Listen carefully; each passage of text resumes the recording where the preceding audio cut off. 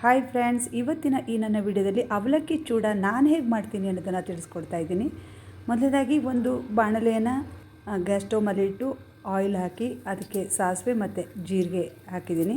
ಜೊತೆಗೆ ಒಂದು ಕಡ್ಡಿ ಕರಿಬೇವನ್ನು ಹಾಕಿದ್ದೀನಿ.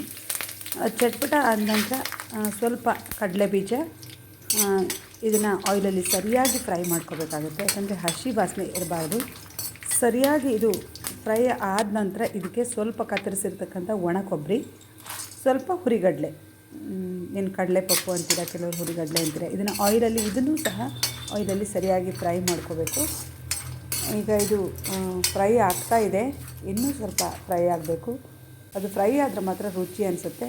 ಈಗ ಇದಕ್ಕೆ ಸ್ವಲ್ಪ ಅರಿಶಿನ, ಒಂದು ಅರ್ಧ ಸ್ಪೂನ್ ಮೆಣಸಿನ ಪೌಡರ್, ಹಾಗೆ ರುಚಿಗೆ ಎಷ್ಟು ಬೇಕೋ ಅಷ್ಟು ಉಪ್ಪನ್ನು ತೆಗೆದುಕೊಂಡಿದ್ದೀನಿ. ನಾನು ಒಂದು ಕಾಲು ಕೆ ಜಿಗಿಂತ ಕಡಿಮೆ ಇದೆ ಪೇಪರ್ ಅವಲಕ್ಕಿ.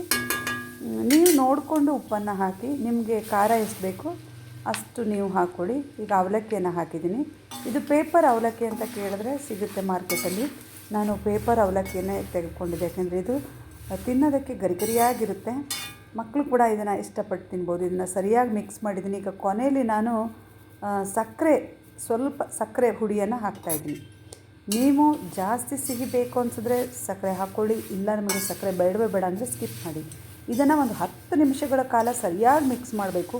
ತಿನ್ನೋದಕ್ಕೆ ತುಂಬ ರುಚಿಯಾಗಿರುತ್ತೆ. ಸ್ನೇಹಿತರೆ, ಇವತ್ತಿನ ಈ ನನ್ನ ವಿಡಿಯೋ ನಿಮಗೆ ಇಷ್ಟ ಆದರೆ ಪ್ಲೀಸ್ ಒಂದು ಲೈಕ್ ಮಾಡಿ. ಯಾರ್ಯಾರು ಹೊಸದಾಗಿ ನನ್ನ ವಿಡಿಯೋ ನೋಡ್ತಾ ಇದ್ದೀರೋ ಸಬ್ಸ್ಕ್ರೈಬ್ ಮಾಡ್ಕೊಂಡು ವಿಡಿಯೋ ನೋಡಿ. ಹಾಗೆ ನಿಮ್ಮ ಫ್ರೆಂಡ್ಸ್ಗಳಿಗೂ ಕೂಡ ಶೇರ್ ಮಾಡಿ ಅಂತ ಹೇಳ್ತಾ ಇವತ್ತಿನ ವಿಡಿಯೋ ಮುಗಿಸ್ತಾ ಇದ್ದೀನಿ. Thank you.